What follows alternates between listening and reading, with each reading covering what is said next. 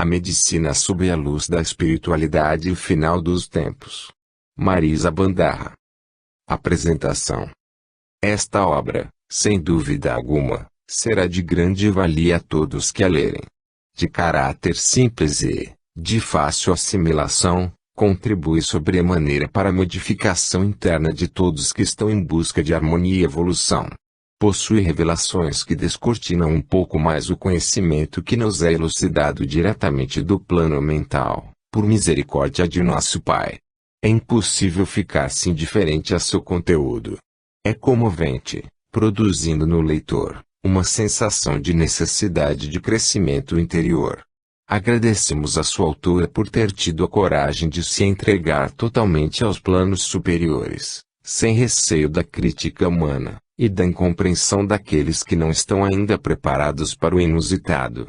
E particularmente, agradeço-lhe, também, por ter me guiado com tanto amor durante todos estes anos, enquanto estamos unidas pelos laços de filho e mãe nesta encarnação. Com todo o meu amor. Adriana Brito.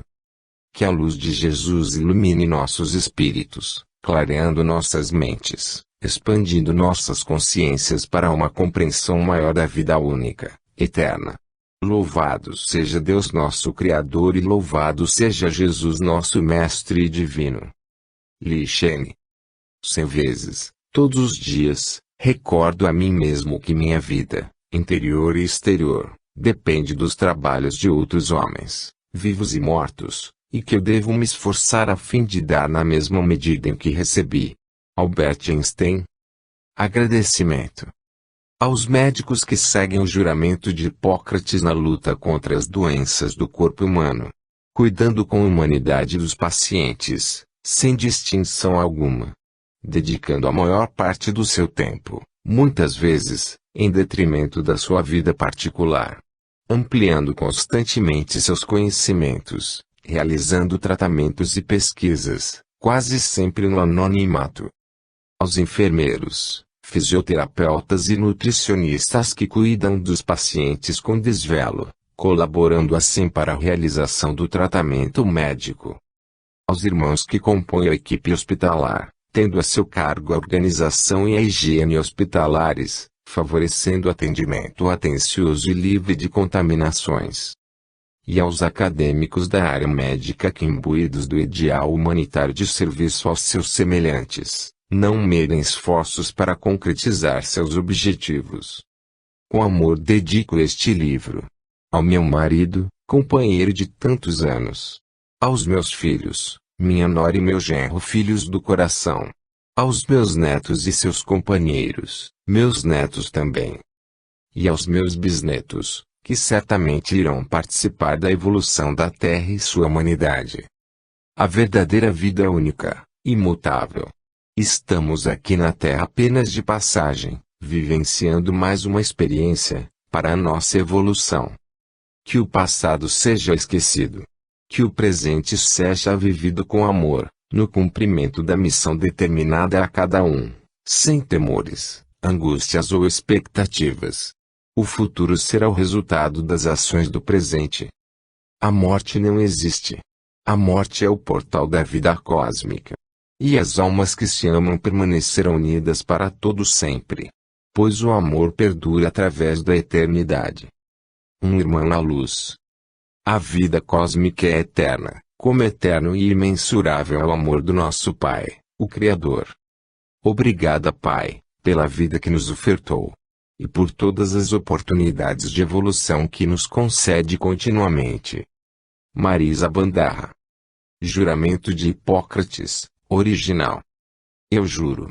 Por Apolo, médico, por Esculápio, Egeu e Panacea, e tomo por testemunhas todos os deuses e todas as deusas, cumprir, segundo meu poder e minha razão, a promessa que se segue, estimar, tanto quanto a meus pais, aquele que me ensinou esta arte, fazer vida comum e, se necessário for, com ele partilhar meus bens, ter seus filhos por meus próprios irmãos, ensinar-lhes esta arte, se eles tiverem necessidade de aprendê-la, sem remuneração e nem compromisso escrito, fazer participar dos preceitos, das lições e de todo o resto do ensino, meus filhos, os de meu mestre e os discípulos inscritos segundo os regulamentos da profissão, porém, só a estes aplicarei os regimes para o bem do doente segundo o meu poder e entendimento, nunca para causar dano ou mal a alguém.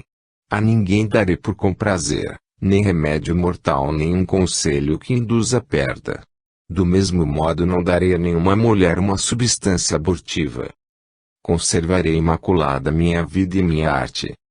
Não praticarei a talha, mesmo sobre um calculoso confirmado. Deixarei essa operação aos práticos que disso cuidam. Em toda a casa, aí entrarei para o bem dos doentes, mantendo-me longe de todo o dano voluntário e de toda a sedução, sobretudo dos prazeres do amor, com as mulheres ou com os homens livres ou escravizados.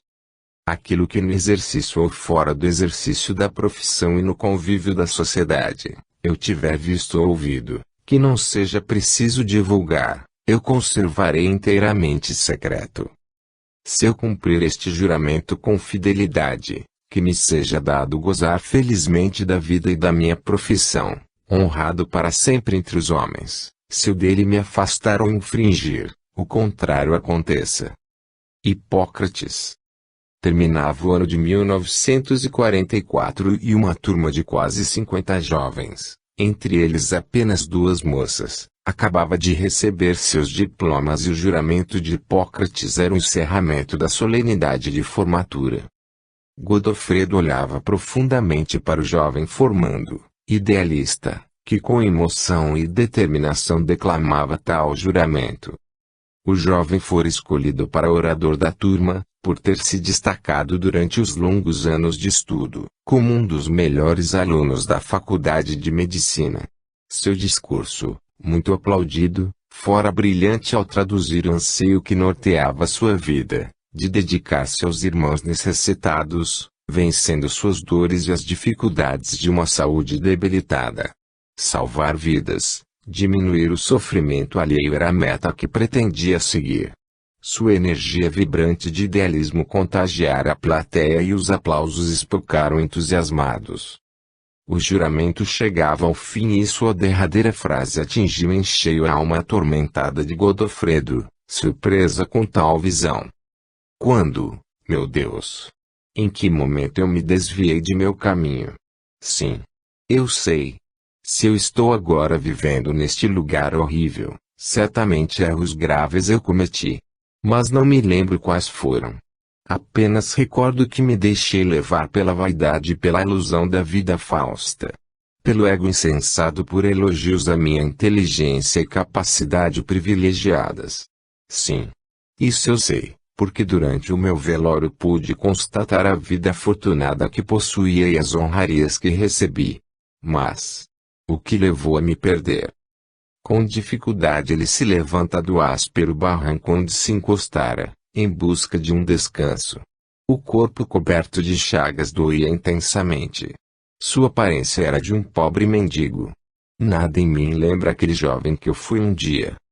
Andava sem rumo por entre as miseráveis casas em desalinho, sob o céu eternamente plúmbeo. Pouca diferença havia entre os dias e as noites escuras que se sucediam. O mau cheiro vindo de um charco sufocava sobremaneira. E o pior, eram as investidas frequentes dos espíritos trevosos e dos obsessores que se faziam presentes a qualquer momento.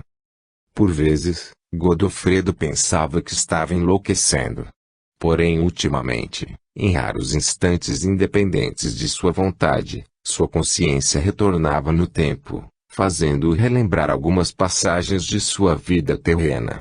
Mas, se tais lembranças encobriram momentaneamente a atormentada vivência atual, levando-o a situações e locais agradáveis, como o que acabara de rever, por outro lado, o afundava em penoso remorso. Remorso pelo tempo perdido. E por graves erros certamente cometidos. Entretanto, uma inexplicável certeza do descumprimento de uma missão evolutiva, redentora de erros passados, penetrara a fundo em seu íntimo. Assim, a visão inesperada de sua formatura, de sua juventude idealista, o deixava agora em desespero. Ah! Se eu pudesse voltar atrás. Mas a vida segue adiante, de uma forma que nunca imaginei. Será que nunca mais vou sair deste inferno? Se tu existes mesmo, ó Deus, livra-me deste tormento. Subitamente uma voz feminina se faz ouvir em sua mente. Está em suas mãos a libertação da condição em que se encontra. Espantado, Godofredo responde em voz alta: estou louco, ou você é alguma alma boa que invadiu meu pensamento? Não tão boa assim, porém um pouco mais evoluída que você. E o que mais desejo é que você consiga se desprender dessas amarras negativas, o mais rápido possível. Mas por que tal interesse para comigo? Por acaso eu lhe conheço? Muito mais do que sua consciência, envolta na negatividade, pode perceber. Mas, então, por que não me diz quem é você e de onde nos conhecemos? Ele quer saber cada vez mais surpreso. Isso você descobrirá no momento certo. Agora é preciso trabalhar a evolução de seu espírito. Resgatar seus erros. Somente assim alcançará a liberdade. Mas, como? Ele se aflige. Repasse sua vida desde a infância e encontrará as respostas precisas à sua evolução. Repassar. Eu não sei como fazer isso. É semelhante às visões que você tem tido. Assim como essa da sua formatura. Mas eu não consigo me lembrar do passado, por mais que eu tente. Nada fiz para ter tais visões. Elas vieram espontaneamente, sem que eu assim o desejasse. Ele exclama confuso. Porque essas visões fui eu quem projetou na sua mente. E por quê? Para acordá-lo. Para que você consiga desvendar sua vida pregressa e iniciar um julgamento de si mesmo. Este é o primeiro passo para a compreensão e aceitação de seu sofrido resgate. Mas como posso fazer isso, se sinto minha memória bloqueada? Agora não está mais. Eu tive permissão da espiritualidade de luz para desbloqueá-la. Como assim? O plano astral favorece ao espírito, para sua evolução, acesso às vidas passadas. Basta querer, que o espírito pode presenciar todos os atos pregressos, nas diversas vidas que já tenha vivido. Porém, no baixo umbral onde você se encontra, essas visões mostram somente as situações necessárias ao esclarecimento do resgate em processo. Mas, na medida em que o espírito vai evoluindo, sua consciência vai se expandindo, alcançando uma visão mais ampla e detalhada de toda a sua jornada evolutiva. Compreendeu agora? Sim. Só não consigo entender ainda o porquê de seu interesse para comigo, porque já caminhamos juntos. Infelizmente você se deixou cair na negatividade e isso nos afastou. Contudo, a energia de amor que nos une, da qual você ainda não se recorda, está ajudando ao nosso futuro reencontro. Godofredo fica estarrecido com o fluxo do diálogo que se processa em sua mente, se eu não estou perdendo a razão. Em função do desterro em que me encontro, da terrível solidão que me avassala. Então você é real e pode penetrar em minha mente. É evidente que sou real. Os espíritos, meu irmão, assim se comunicam. Apenas você, por seus delitos, está enclausurado em si mesmo. Entretanto, o remorso que vem sentindo ao vislumbrar cenas ocorridas no passado, começa a desanuviar sua consciência. É o início da recuperação. Mas, você me chamou de irmão. Vivemos uma vida como irmãos. É um amor fraterno que nos une. Fraterno no sentido espiritual, pois somos todos irmãos perante a Deus, nosso Criador. Quanto a termos tido uma existência como irmãos humanos, talvez nada posso adiantar. Terá que descobrir tudo em seu íntimo, e com um tom mais amoroso, ela se despede. Não sei se poderei me comunicar novamente com você. Somente recebi a permissão de ajudar no desbloqueio de sua memória. Não sei quando poderei voltar. Mas espero que a partir de agora seus passos sejam sob a luz de Jesus, rumo à evolução. Com amor, estarei aguardando o nosso reencontro. Um profundo silêncio se abate na mente de Godofredo. Ele clama por ouvir novamente a voz que minorou sua desesperadora solidão, mas nada consegue. Sentindo-se exaurido em suas forças, minadas pelas dores, ele volta a buscar descanso nas encostas áridas daquele solo ressequido. Não demora muito, um arrepiante alarido interrompe o torpor que começava a se apossar dele. Vultos escuros, caras retorcidas, vozes rouquinhas em gargalhadas satânicas massacravam seu espírito. Godofredo desnorteado, num lampejo lembra-se de sua mãe e, como uma criança, emite um apelo em altos brados: Mãe! Minha mãe! Pelo amor de Deus, me socorre! Um fino facho de luz azul vara a neblina escura causando um choque nas entidades negativas, que dispersam apavoradas. Mas, tão rápida como chegou, a luz também desaparece, deixando Godofredo impressionado, mas ao mesmo tempo aliviado. Terá sido realmente a minha mãe quem enviou aquele raio? Pensa aturdido, ó céus! A lembrança de minha mãe estava sumida de minha mente.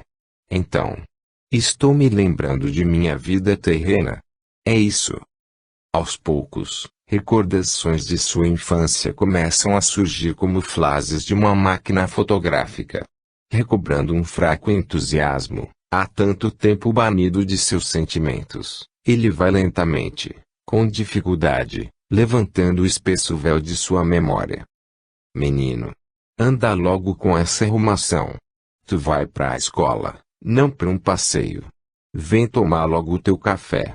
Grita a pobre mulher atarefada em atender aos demais filhos, um de apenas 2 anos e o outro um bebê, enganchado em seu quadril. Do lado de fora do barraco, ouve-se uma voz masculina bradando: Cadê o Godô, Francisca? Não dá pra esperar mais, tô ficando atrasado pro emprego. O menino sai correndo do quarto, passando pela mãe, que pergunta aflita: E o café, meu filho? Não dá, mãe. Eu tomo na escola. Tô indo, pai. Que Deus te guie, meu filho. Ela o abençoa, angustiada, por vê-lo saindo dessa maneira. O bebê chora de fome e ela se senta junto à mesa para amamentá-lo, enquanto estende um pedaço de pão para o menor ao seu lado. Ó meu padinho e padre Cícero! Se eu soubesse que ia passar tanta dificuldade aqui nessa longura, não teria largado o meu sertão. Miséria por miséria, eu tava lá com os meus, ela murmura enquanto aconchega mais o filho contra o seio. Ante esta rápida visão, Godofredo se emociona recordando sua difícil infância. A mãe sempre assoberbada de trabalho e o pai trabalhando duro como pedreiro, tentando colocar dinheiro em casa, mas nunca conseguindo o suficiente.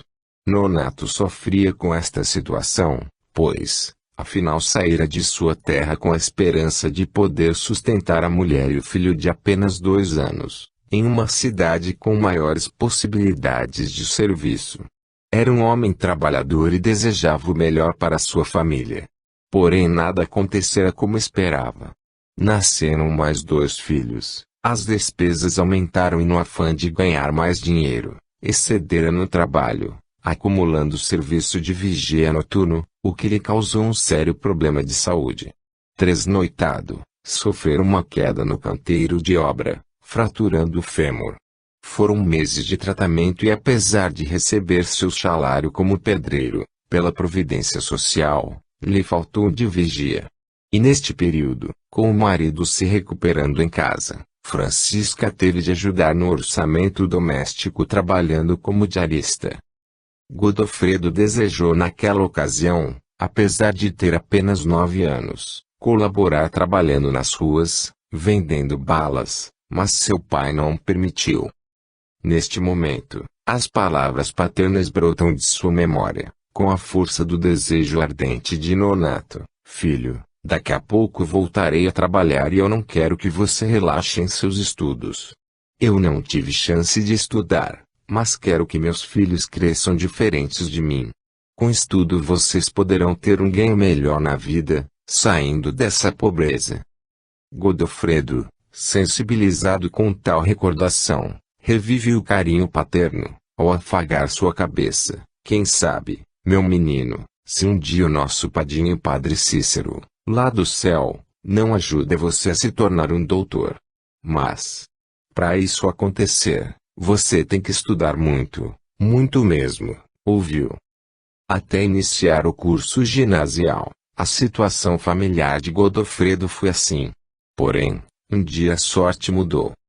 Quando se recuperou, o pai voltou a trabalhar em uma firma de construção civil e quando se estava terminando a obra de uma mansão de veraneio em uma cidade serrana, surgiu a grande chance de sua vida.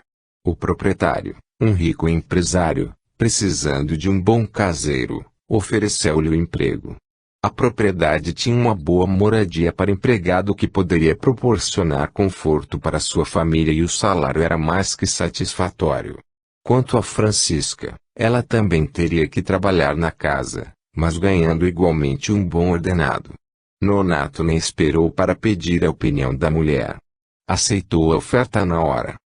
A família se mudou em seguida, deixando para trás o barraco e as dificuldades, usufruindo assim de uma vida mais confortável e segura. Godofredo e seu irmão Hugo, agora com 7 anos, ajudavam na conservação do jardim, mas não descuidavam dos estudos. O colégio estadual estava localizado a uns 6 quilômetros de onde moravam. Eles iam a pé, mesmo debaixo de chuva forte, mas não perdiam as aulas. O estudo era o mais importante. Quando terminou o ginásio, Godofredo seguiu adiante, completando o curso científico. Uma força interior impulsionava a ir mais além, sonhando alto, com vistas a se formar em medicina. Para orgulho de seus pais, ele mergulhou fundo nos estudos, sabendo que somente poderia cursar o ensino gratuito. Seu esforço garantiu-lhe o ingresso na Universidade Federal do Rio de Janeiro. Tendo passado em 18º lugar, conquistou a admiração do patrão de Nonato, Arthur Cerqueiras Sobrinho, que a partir daí, tomou a si o compromisso de manter Godofredo em uma pensão no Rio, custeando as despesas com seu sustento e os dispendiosos livros necessários à sua formação médica. Tais lembranças levaram a consciência de Godofredo a vivenciar uma época pouco tempo após a formatura. A emergência do hospital municipal estava superlotada. Os médicos eram poucos, as instalações deficientes e a medicação escassa para atender a tantos pacientes. A forte tempestade que durou 3 dias, ocasionara a enchente do rio que atravessava a cidade, inundando casas e ocasionando deslizamentos nas encostas dos morros. Um enorme número de desabrigados foi acolhido no estádio municipal e nas escolas. Pessoas desaparecidas, outras soterradas, e centenas de feridos que lotavam até os corredores do pequeno hospital interiorano e da casa de saúde particular. Fora decretada calamidade pública. Devido ao caos instalado, o governo estadual enviara imediatamente recursos para atender a população desabrigada. E 2 médicos e 3 enfermeiros chegaram da capital para ajudar no atendimento hospitalar. Godofredo trabalhava incessantemente. Recém-formado, em estágio de residência, usava de todos os conhecimentos adquiridos nos anos de formação médica. Não media o tempo nem esforço, dormindo pouquíssimas horas divididas em apenas minutos, durante toda a semana. Sua dedicação e perícia com que atendia aos pacientes chamaram a atenção de um dos médicos da capital, um homem já de meia idade. Eles estavam fazendo um lanche no refeitório. Após 2 semanas de tumulto, a tranquilidade começava a se instalar no hospital, transformando aos poucos a emergência em rotina. Caro jovem, você é bom com o bisturi. Está mesmo aqui apenas há pouco menos de 1 ano.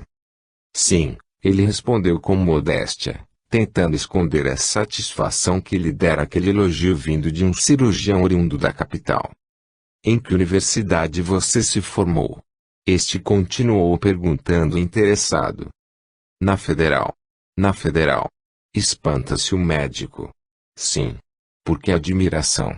Porque com a sua habilidade, estou estranhando que você não tenha conseguido uma residência em um hospital da capital. complementar seus estudos em uma cidade tão pequena. Por quê? Bem, não foi por falta de oferta. Meu professor em cirurgia geral queria que eu permanecesse no fundão. Mas eu optei por retornar à minha cidade. Quero prestar serviço aqui. Ah, então, você é daqui? Na verdade, não. Eu nasci na Paraíba, fui para o Rio com apenas 2 anos. Minha família só conseguiu sair da miséria quando veio para esta cidade. Por isso eu desejo retribuir o quanto que ela nos favoreceu, aplicando meus conhecimentos aqui mesmo. O médico, olhando para ele com admiração, aconselhou: aprecio a sua intenção. Entretanto, acho que faltou um conselho sábio a lhe orientar. Seria mais produtivo você fazer uma excelente residência em um grande hospital, para depois trazer seu conhecimento mais evoluído para aqui. Não lhe parece? Godofredo ficou alguns segundos pensativo. Não que eu não desejasse isso, mas não tinha recursos suficientes para me manter no Rio de Janeiro. Mas não entendo. Como você então se manteve durante o período da faculdade, quando nada recebia? Bem, eu tive um protetor. O patrão de meu pai era um homem muito bom e rico. Foi ele quem custeou a minha estada no Rio. Sim. Ele faleceu pouco antes da minha formatura. Tenho certeza de que ele teria me ajudado a fazer uma boa residência. Mas já foi excelente o seu auxílio. Sem ele eu não teria chegado até aqui. Entendeu agora? Sim, respondeu o médico, reticente. Mas você é muito bom mesmo, Godofredo. Apreciei a sua conduta, tanto profissional quanto humana. Seria um prazer continuar trabalhando com você. Mas cada um de nós tem o seu destino. É verdade, ele concorda feliz com a apreciação recebida. Muito obrigado, Dr. Orlando. Eu aqui tive a sorte de trabalhar a seu lado. Bem, meu jovem, já terminamos o nosso lanche. Vamos voltar ao trabalho. Amanhã será o meu último dia aqui, e tomado de certa emoção, faz um último comentário. Apesar de tanta tristeza, desespero e dor, sinto-me gratificado por ter podido ajudar aos nossos irmãos necessitados. Na manhã seguinte, antes de viajar, ele entregou um cartão pessoal para o Godofredo, afirmando com sinceridade: aqui, meu jovem, você tem o meu endereço e os meus telefones. Caso resolva pensar melhor sobre o que conversamos ontem, ligue para o meu celular que eu verei o que posso fazer por você. Agradecido, Godofredo guardou o cartão no bolso do seu jaleco, sem ler os dados ali contidos.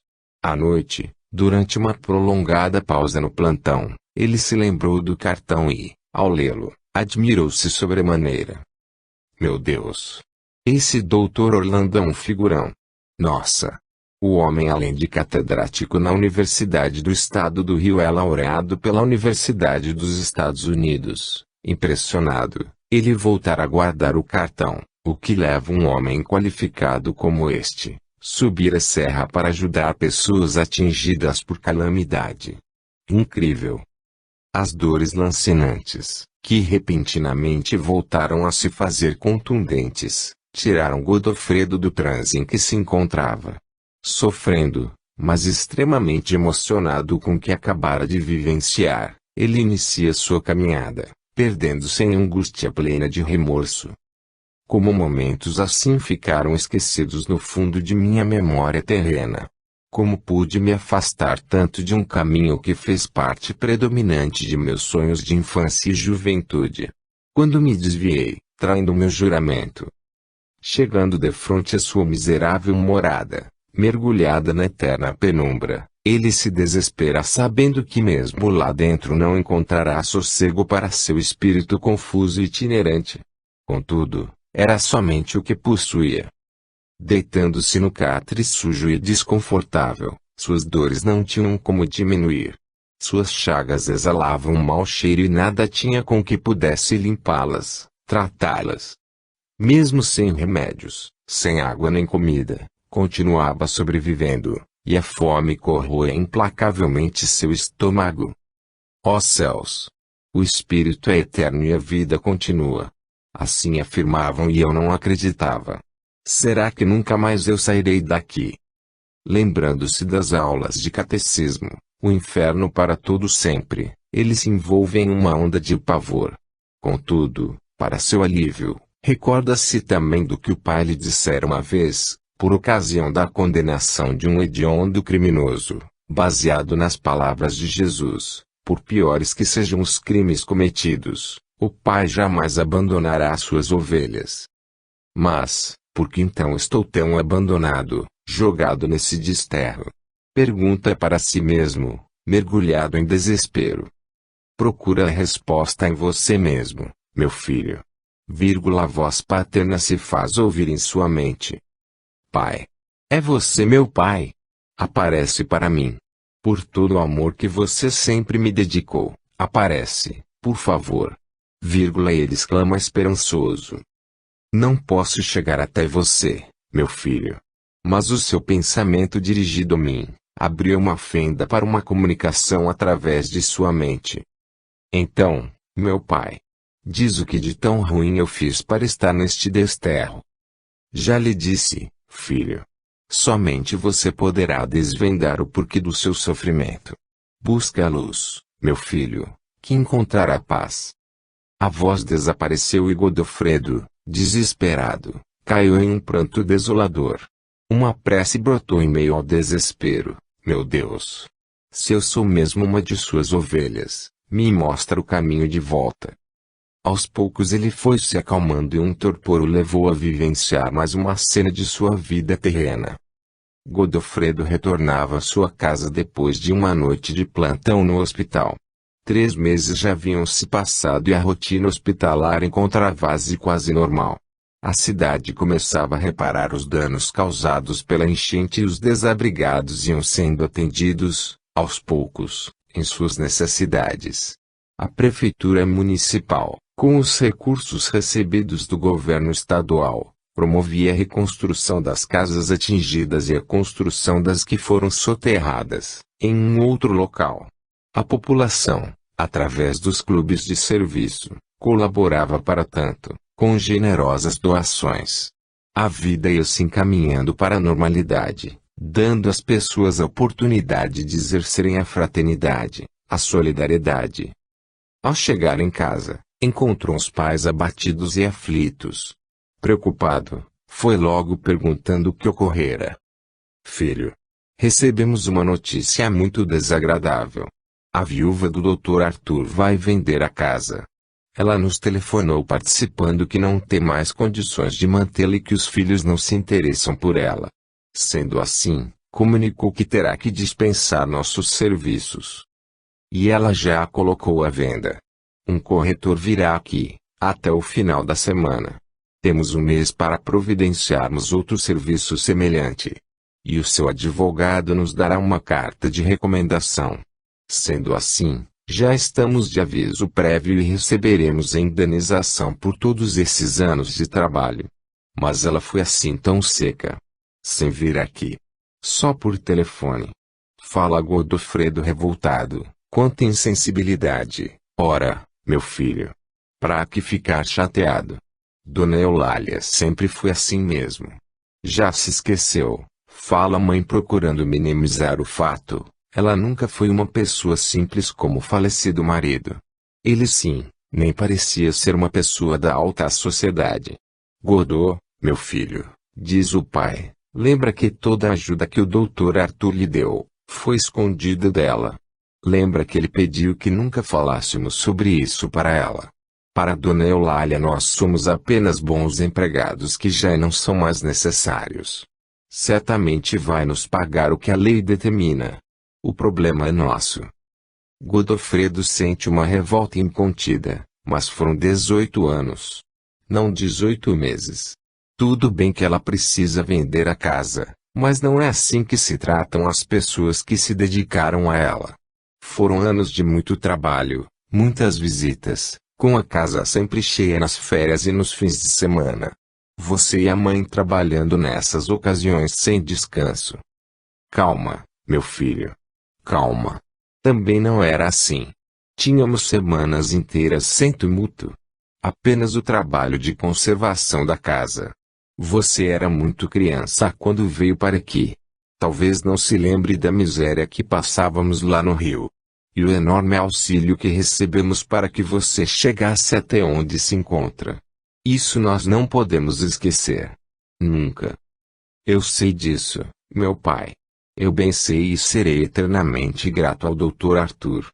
Mas continuo achando muita desconsideração da parte de Dona Eulália para com vocês dois. Ainda revoltado ele argumenta, não se consegue da noite para o dia outro trabalho semelhante e, muito menos, vender uma mansão como esta de imediato. Portanto, ela poderia dar um prazo maior para nossa mudança. Deixe pra lá, meu filho, afirma a mãe, Jesus há de prover o que nós necessitamos. Mas Godofredo não se conformou com a atitude da Dona Eulália e, em seu íntimo jurou que ganharia muito dinheiro para que nunca mais seus pais e irmãos dependessem de mais ninguém. O advogado chegou 2 dias depois juntamente com o corretor da imobiliária. Ambos foram bem recebidos por Nonato e Francisca. Os filhos se achavam ausentes. Enquanto Josimar, o corretor, avaliava a casa em companhia de Francisca, o Dr. Junqueira mostrava a Nonato os papéis que levara. Uma excelente carta de recomendação foi o primeiro a ser exibido. O seguir, os valores da indenização. Nonato surpreendeu-se com o que iria receber. Mas, doutor, há algo errado nisso. O valor não pode ser tão baixo, pois foram 18 anos de serviço. Ainda ontem eu me informei na Justiça do Trabalho qual seria a minha indenização, para não ter nenhuma surpresa e eles me afiançaram que eu receberia uma quantia muito maior do que esta que o senhor me apresenta, e levantando-se, ele vai buscar o papel. Veja, doutor, o que eles lá me informaram. Examinando o papel, o advogado volta a dizer, bem, seu Nonato, realmente seria este o montante do dinheiro a ser pago. Porém, Dona Eulália, ao examinar comigo os papéis do marido, referentes à casa, descobriu que ele pagou todas as despesas de manutenção de seu filho no Rio de Janeiro, assim como todos os caros livros adquiridos, durante todo o curso que ele realizou na faculdade. Pasmado, Nonato apenas pode argumentar, mas, o Dr. Arthur, nunca nos disse que algum dia iria nos cobrar tal despesa, e tremendo de aflição, ele quase não consegue continuar. Sempre nos disse que era um prazer para ela ajudar o nosso filho a se formar. O senhor disse bem, seu Nonato. Era um prazer para ele. Contudo, sinto muito dizer, mas o mesmo não ocorre a Dona Eulália. Quando descobriu que o marido fez sem consultá-la, ficou indignada. Mas ele deu porque quis. Nós nunca pedimos nada para ele, sim. Mas ele computou tais despesas, como um empréstimo.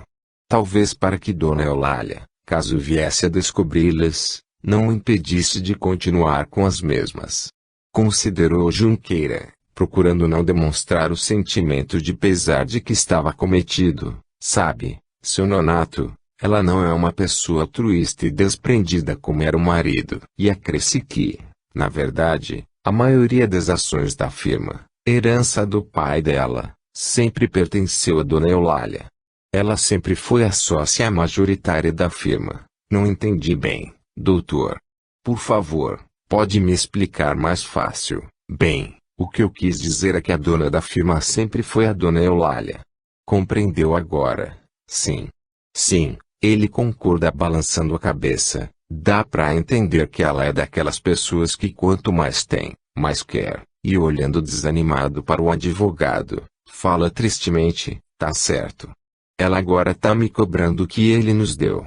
Fazer o quê?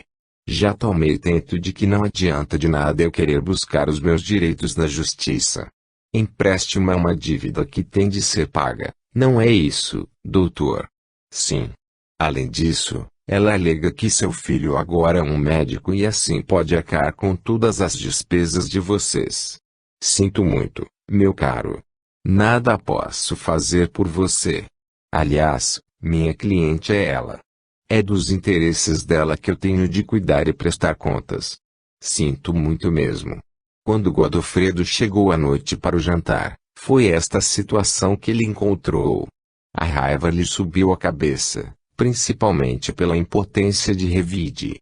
E a promessa que fizera anteriormente fincou raízes mais profundas em seu íntimo. Serei rico. Muito rico. Então foi aí que despertei minha ambição. Mas, que mal há em desejar ser rico? Pensa Godofredo, saindo do transe. Porém, filho, ser rico não significa ser desonesto e insensível ao sofrimento dos nossos semelhantes. Soa subitamente a voz paterna em sua mente. A riqueza só é válida quando serve ao bem. Pai, você está aqui de novo. Que bom ouvir a sua voz, mesmo me condenando, ele fala exultante. Não estou lhe condenando, filho. Uma vez que você está pensando em mim, na nossa vida pregressa, posso entrar em sintonia com seus pensamentos. Meu desejo é alertá-lo para que não caia nas malhas da autopiedade, buscando desculpas para fatos errôneos, passados. Tenha muito cuidado em seu próprio julgamento, meu filho. Que Jesus o ilumine. Sentindo-se abandonado mais uma vez, Godofredo se angustia, mas sua consciência é atraída ao ponto em que interromper a visão. Francisca, sempre firme em sua fé, mostrou-se forte dia seguinte mesmo, começou a procurar novo emprego. Teve sorte. 20 dias depois, ela conseguiu um pequeno sítio para cuidarem. Fizeram a mudança antes do prazo estipulado, entregando o serviço e a moradia ao advogado Junqueira. A imobiliária assumiria a conservação da casa até sua venda. Dona Eulália não compareceu nem para se despedir dos empregados que a serviram com honestidade e dedicação por tantos anos. Mas o novo emprego era bom. A casa, apesar de grande e bem montada, não tinha muita coisa para cuidar. Uma horta e algumas galinhas, além do gramado, jardim e pomar.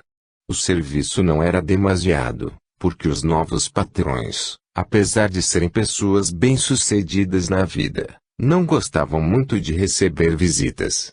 Eles subiam a serra quinzenalmente e a única filha do casal, o genro e 2 netos adolescentes, hospedavam-se ali apenas nas férias escolares. Esporadicamente alguns amigos íntimos se faziam presentes. O sítio era um refúgio a proporcionar um pouco de tranquilidade na movimentada vida profissional que eles levavam no Rio de Janeiro. Para a idade já mais madura de Nonato e Francisca, a mudança de trabalho fora até providencial. Entretanto, a moradia do caseiro era muito menor a que eles estavam acostumados e os 3 filhos tiveram que ocupar um único quarto. Na primeira noite Godofredo passou insone, preocupado com os pais. Tanto tempo se dedicando a um trabalho aparentemente seguro, com um bom salário pago religiosamente nos 5 primeiros dias de cada mês, ano após ano, que eles, nem mesmo os filhos, atinaram que a estabilidade do mesmo não dependia exclusivamente da decisão do patrão. Incrível! Havia tanta segurança no tratamento do Dr. Arthur para conosco, que eu não me dei conta de que um dia isso poderia acontecer. Nunca pensei que a dona Eulália fosse tão insensível. Eu preciso ganhar dinheiro para ajudá-los, pensava angustiado, quando repentinamente, lembrou-se do conselho do Dr. Orlando. Dia seguinte, apanhando o cartão que o médico lhe dera antes de partir, telefonou para este. Poucos dias depois, recebeu uma excelente notícia. Dr. Orlando conseguiu uma residência em um hospital municipal do Rio de Janeiro. Infelizmente não era o mesmo no qual ele trabalhava, mas que ele sempre estaria pronto a ajudá-lo no que fosse necessário. Acreditava na sua capacidade de ampliar seus conhecimentos. Não teria despesas com moradia nem com alimentação. Ficaria interno no hospital, recebendo um salário mínimo. Assim, motivado pela confiança que o médico depositava em si, cheio de esperança e determinação, ele foi ao encontro da nova oportunidade que surgia em seu caminho. Todos estes acontecimentos afloravam a mente de Godofredo, que se afogava em um turbilhão de sentimentos contraditórios. Passava do remorso à revolta, do amor ao ódio. As noites viravam em dias, confundindo-se na espessa e escura neblina. Ele ansiava pela luz do sol, pelo céu claro e as noites estreladas. Que estranho, assim pensava, quando em vida terrena, tumultuada e gananciosa, tinha a beleza da natureza apenas como cenário da minha existência frívola e egoísta. Somente a parte material tinha importância para mim. Foi preciso perder para dar valor ao que existia à minha volta. Em meio às visões e recordações, dores e sofrimento moral, continuavam as perseguições trevosas a atormentá-lo. Não havia descanso para ele. Os obsessores não lhe davam sossego. Apenas as vivências recordadas causavam-lhe certo alívio, quando as dores eram um tanto neutralizadas. Ele relembrou várias vezes o que havia vivenciado até então. Analisou suas atitudes e de repente percebeu que, infelizmente, movido pela revolta e pelo ódio, deixara a ambição lançar raízes em seu coração. Compreendeu então a importância do perdão, contida nas palavras de Jesus. Quando perdoamos, meu filho, assim lhe ensinara Padre Ambrósio nas aulas de catecismo, nos libertamos de nossos inimigos. Foi Jesus quem afirmou isso. Ele, criança ainda, não assimilara o ensinamento. E nem mais tarde, já adulto, alcançara tal sabedoria. Eu preciso ir adiante na minha busca. Eu tenho que rever todas as minhas atitudes, pensou resoluto, impressionado com a clareza que começava a surgir em sua mente. Era como se uma venda estivesse sendo retirada lentamente. Um torpor tomou conta de seu espírito. Era um grande hospital. Godofredo viu a si próprio circulando por entre os pacientes e operando no centro cirúrgico. Sem ônus para seu sustento, economizava ao máximo o parco salário que recebia. Mas ele estava feliz, muito feliz. Sentia-se útil atendendo aos pacientes que lotavam as enfermarias. Condoía-se com seus sofrimentos e procurava usar de todo o conhecimento médico para aliviá-los de suas dores e curá-los de seus males. Contudo, quando algum não sobrevivia, ele se ressentia profundamente, analisando se teria sido por alguma incapacidade sua. E procurava estudar mais sobre o caso. Devido ao acúmulo de trabalho, ele foi rareando as visitas à sua família. Suas folgas se limitavam a um dia apenas por semana, o que tornava quase impossível viajar para lá. E de volta, ocupavam de 6 a 7 horas, além do custo monetário, que pesava bastante em seus minguados recursos. Porém procurava se ligar aos pais e irmãos pelo telefone, o que também não era muito fácil, uma vez que as ligações para o interior tinham um período de espera de 4 a 5 horas. A saudade era grande, mas ele foi se adaptando ao novo ritmo de vida. Hugo, o irmão mais novo, por não ter conseguido ingressar na faculdade federal, tivera que desistir, por falta de recursos, do sonho de ser engenheiro. Passara, então, a trabalhar na construção civil. Carlos, o caçula, que no momento estava servindo o exército, pretendia seguir os passos do irmão.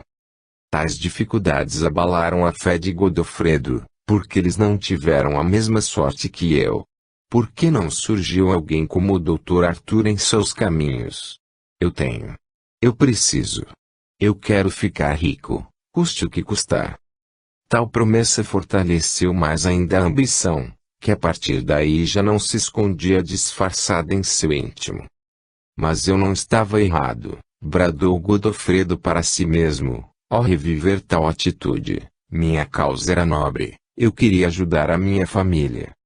Mas não precisava se perder no caminho, filho, falou novamente o pai em sua mente. Você poderia ter conquistado a mesma notoriedade em sua profissão, ganhando dinheiro mais que suficiente para construir uma vida próspera, útil e com possibilidade de ajudar a nossa família, usando apenas de sua capacidade, conhecimentos e sabedoria. Pai. Ouvir a sua voz é um lenitivo para mim. Este responde vibrando de emoção. ainda que esteja me criticando. Não estou fazendo críticas, meu filho. Estou apenas tentando lhe mostrar aonde você errou. Sorrindo, como há muito tempo ele não conseguia, Godofredo volta a responder: eu sei, meu pai. Eu sei disso. Seus comentários muito têm me esclarecido.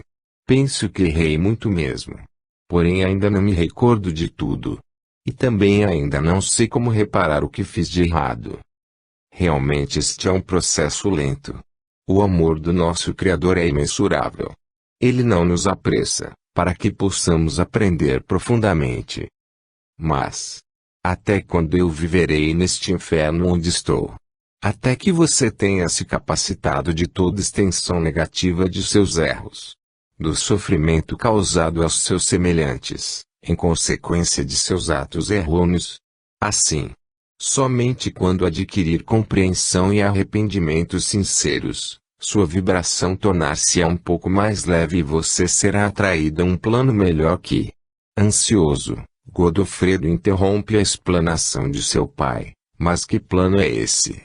Algum lugar bem melhor do que aqui? Não muito. Pois continuará sendo de nível umbralino denso. Porém um pouco melhor. E nesse lugar, servindo a seus irmãos tão comprometidos quanto você, poderá dar início ao resgate de seus erros. Servir a outros espíritos, iguais a mim. Isto é um absurdo. Vejo que você ainda não entendeu o quanto errou, meu filho. Colaborar para que outros irmãos se libertem de seus erros, é o caminho para sua redenção. Então, meu pai, se é assim que tem de ser. Pelo que estou entendendo, a minha caminhada de recuperação será bem longa, analisa ele desanimado. Infelizmente, sim, Godofredo, responde Nonato denotando tristeza, mas aos poucos você irá recordando e pesando as suas faltas. Dessa maneira irá aprendendo a não mais cometer tais erros em uma próxima experiência de vida terrena. Mas, por que, pai? Se eu errei tanto assim, como não percebi a extensão de meus erros? A verdade, meu filho, é que você não se orientou pelas palavras de Jesus. Esqueceu o ensinamento do amor cósmico, tomando atitudes errôneas que o fizeram retroceder em sua caminhada evolutiva. Você se deixou levar pela ilusão da vida material e suas tentações, esquecido da transitoriedade da vida terrena. E isso o impediu de ouvir a voz da sua consciência cósmica. Tem razão, meu pai. Eu vivia amealhando bens materiais, cada vez mais, como se eu pudesse carregá-los comigo após a minha inevitável morte física. Como eu fui deslocado. Obrigado, muito obrigado por estar abrindo meus olhos para a realidade espiritual. É um grande auxílio que está me dando. Eu amo muito. Eu também, Godofredo. E é esta energia de amor que possibilita o nosso intercâmbio. Este sentimento puro abre uma brecha na escuridão, deixando fluir a minha voz até você. Agora preciso partir. Mas, sempre que se fizer necessário, retomarei o nosso diálogo. Um momento, meu pai, ele o interrompe. Quero lhe dizer só mais uma coisa. Sempre que lhe ouço, sinto-me mais forte até as minhas dores arrefecem de intensidade. Será que eu conseguirei mesmo me recuperar? Filho, todos nós somos espíritos ainda imperfeitos, nos diversos níveis vibratórios do plano astral, onde nos encontramos. Sem exceção, todos nós temos eternidade para resgatarmos nossos erros, despertando as qualidades positivas que residem embrionárias em nossas células divinas. Entretanto, o tempo desse despertar é a escolha de cada um. Pense nisso. Igual às outras vezes, o silêncio se abateu sobre Godofredo, quando a voz paternal desapareceu. Sua mente, por alguns instantes, ficou vazia de qualquer pensamento. Contudo, tal quietude foi interrompida bruscamente pelo assédio das trevas. Com horripilante alarido, alguns espíritos envoltos em sua própria escuridão, surgiram à sua frente. Silenciando seus gritos demoníacos, fizeram uma roda à sua volta, enquanto um deles acercou-se bem próximo, falando com voz rouquenha, exalando fétido hálito, está me reconhecendo, seu canalha. Godofredo, tentando afastar seu rosto, não conseguia distinguir nas feições desfiguradas pela maldade, nenhuma semelhança com alguém que tivesse conhecido em qualquer outro tempo. Antes mesmo que pudesse responder, o seu ofensor soltou uma gargalhada debochada. Não consegue me ver como antes. Pois você também está irreconhecível, seu cretino. Nada existe aí que lembra aquele cara bonitão, vaidoso de si mesmo. Você agora é lixo. É lixo podre. Tá sabendo? Apavorado, Godofredo apalpou seu rosto e o sentiu desfigurado. Tremeu de pavor. Ainda não havia percebido o ser deplorável em que se tornara. Continuava achando-se perfeito como vida na matéria. Vestido em andrajos, sim, pois é notório, mas deformado, jamais imaginei que assim eu estivesse, pensou tomado de uma terrível angústia. Em seguida, olhou para suas mãos e o desespero o envolveu. Estavam secas e retorcidas, não pode ser. Eu sempre tive orgulho de minhas mãos. E elas não estavam assim. Tenho a certeza de que não estavam assim. O que aconteceu? Seu opositor, captando tal pensamento, gargalhou mais uma vez. É assim mesmo que acontece quando aqui chegamos, e agora em um tom mais sério, carregado de revolta e ódio, ele explica ao aturdido companheiro de infortúnio. Em nossa mente continuamos nos sentindo e nos enxergando os mesmos, até que algum outro retire a venda de nossos olhos, mostrando a realidade em que caímos. Então era só eu que não me enxergava deste jeito? Pergunta perplexo. Ah! Agora acertou seu imbecil. Cretino. Miserável. Desgraçado. Mas, por que tanto ódio contra mim? Eu não consigo me lembrar de você. Mas vai se lembrar, sim, ele gargalha com demência. Quando sua consciência alcançar o ponto em que convivemos na Terra, você saberá o porquê de meu ódio. Mas, se eu não consigo ver o seu rosto como era, de que maneira poderei reconhecê-lo? Vou lhe dar uma dica, seu canalha.